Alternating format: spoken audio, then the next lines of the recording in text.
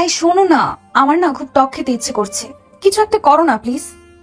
টক খেতে ইচ্ছে করছে মানে এসব কি কথা বলছো তুমি? আমি তো কিছুই বুঝতে পারছি না। আরে না বোঝার কি আছে, একটা মেয়ের টক খেতে ইচ্ছে করছে এর মানে না বোঝার মতো কচি খোকা তুমি নাকি? হোয়াট? তার মানে? অনুর কথাটা শোনা মাত্রই আকাশের মুখ বন্ধ হয়ে গেল।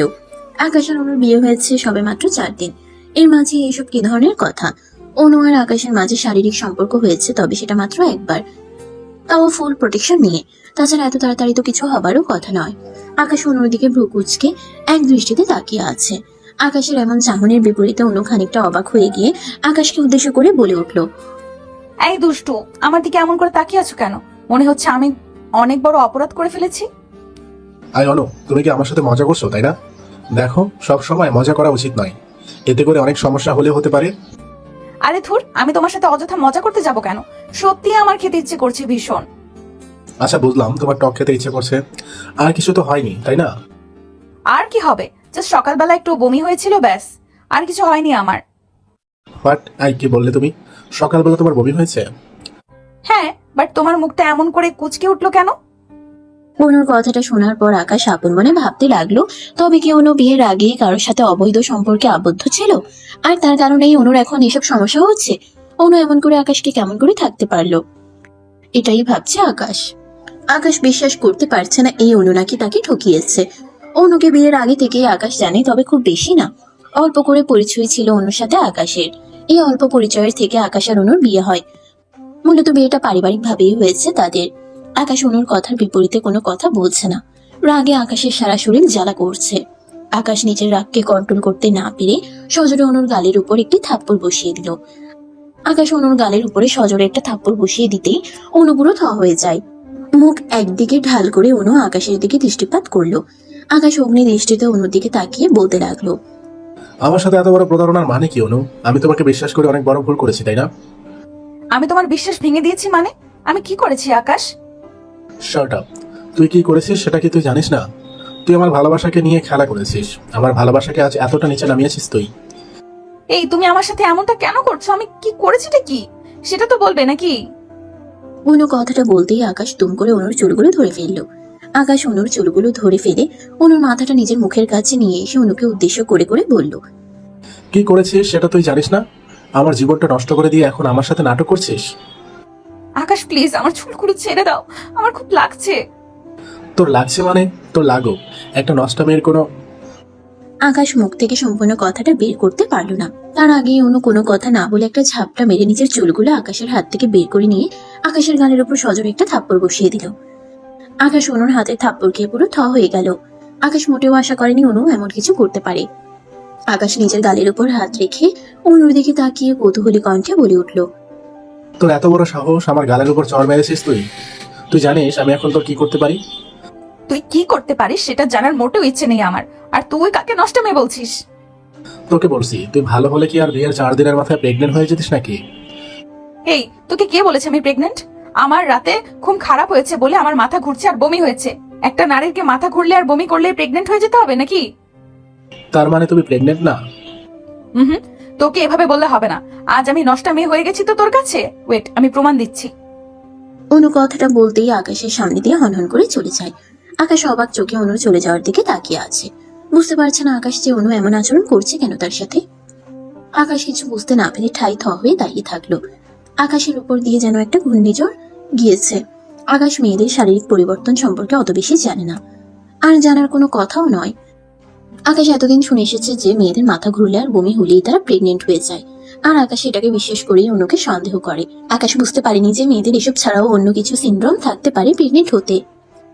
আকাশ বোকার মতো নিজের গালের উপর হাত দিয়ে দাঁড়িয়ে আছে আর ভাবছে কিছু সময় আগে তার সাথে ঘটে যাওয়া ঘটনাকে নিয়ে। আকাশের ভাবনা যত বেশি গভীর হচ্ছে তত বেশি আকাশের বুকের মাঝে ভয় কাজ করছে।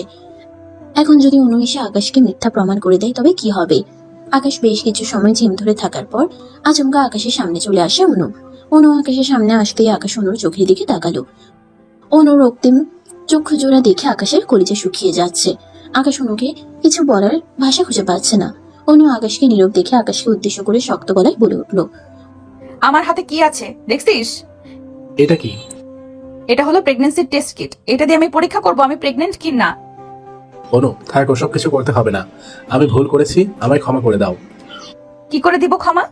সেটা তো তোকে আর করা যাবে না রে। তুই কি ভুলে গেছিস আমি কি জিনিস? আমি কখনো নিজের অপমান সহ্য করি না। অনু শোনো না, আমি বুঝতে পারিনি তাই ওই কথাটা বলে ফেলেছি, প্লিজ আমায় ক্ষমা করে দাও।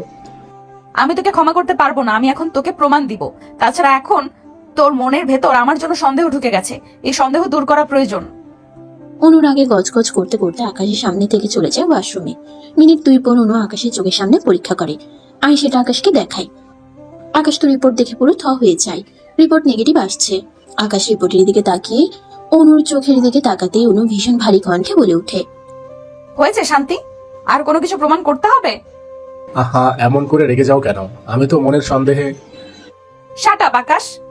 তোমার এই মনের সন্দেহটা আমার উপর ছিল, আমি সব বুঝতে পারছি এখন। আজকের পর থেকে তোমার সাথে আমার আর কোনো কথা নেই। আই অনু, সরি তো, আমি আসলে বুঝতে পারিনি, প্লিজ আমাকে ক্ষমা করে দাও। আকাশের এই মলিন কণ্ঠে বলা কথাগুলো কেন যেন অনুর মনকে এসে আঘাত করলো। অনু নিজেকে আর কঠোর করতে পারলো না। নিজের অজান্তে অনুর মনের ভিতরে এক অদ্ভুত মায়া কাজ করতে লাগলো। আকাশ ভুল করে নিজের ভুলটা বুঝতে পেরেছে। এই বিষয়টা অনুর কাছে অন্যরকম ভালো লাগার অনুভূতির জন্ম দেয়। আকাশ অনুর দিকে তাকিয়ে আছে ছলো ছলো দৃষ্টিতে। একটা নারীকে ছোট করে তার চরিত্র নিয়ে কথা বলাটা সত্যি এক ধরনের পাপ। আকাশ জেনে বুঝে সেই পাপটা করেছে, আর তার জন্য সে এখন অনুতপ্ত।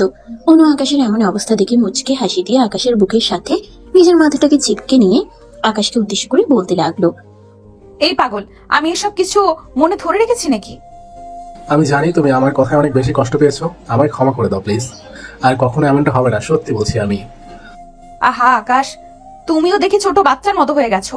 আমি বললাম আমি তোমায় ক্ষমা করে দিয়েছি। আর একটা কথা কি জানো, যখন আমার চরিত্র নিয়ে কথা বলেছো তুমি, তখন আমি আর নিজের ডাকে সামলাতে পারিনি, উল্টো কথা শুনিয়েছি তোমায়। আমায় ক্ষমা করে দাও প্লিজ। তুমি আমার কাছে কোনো ভুল করনি, তাই তোমাকে ক্ষমা করার সাধ্য আমার নেই। আমি ভুল করেছি, নিজের অজান্তেই নিজের কথার ধারা আমি তোমায় আঘাত করেছি। এটা আমার ভুল হয়েছে, আমায় তুমি ক্ষমা করে দাও। পাগল একটা, এদিকে এসো আমার বুকে, দেখি তোমার আর কোথায় কোথায় আঘাত লেগেছে। অনু কথাটা বলতেই নিজের মাথাটা আকাশের বুকের উপর থেকে তুলে নিয়ে আকাশের মাথাটা নিজের বুকে টেনে নিল। অনু আকাশের মাথাটা নিজের বুকে টেনে নিয়ে শক্ত করে আকাশের মাথাটা নিজের বুকের সাথে লেপটে নিল। আকাশ অনুর বুকে ঠাঁই পেয়ে পরম শান্তি অনুভব করছে। মনে হচ্ছে যেন আকাশের বুকটা ভরে গেছে। আকাশ অনুকে যেমন কষ্ট দিয়েছে তার থেকে বেশি কষ্ট আকাশ নিজেই পেয়েছে। আসলে আকাশের জীবনে অনু হলো সেই নারী যাকে আকাশ নিজের জীবনের থেকে বেশি ভালোবাসে। সেই ভালোবাসার মানুষ যদি প্রতারণা করে তবে সেটা কোনোভাবেই মেনে নেওয়া যায় না। আকাশও নিজের স্ত্রী অনুকে ভুল ভেবেছে, আর এই কারণেই এত ঝামেলা হয়েছে তাদের দুজনের মাঝে। অবশেষে তাদের ঝামেলা শেষ হলো। আকাশ অনুকে নিয়ে নিজের বাড়িতে ফিরে এলো। রাতের দিকে আকাশ ডিনার শেষ করে নিজের ঘরে বসে অপেক্ষা করছে কখন তার স্ত্রী অনু ঘরে আসবে।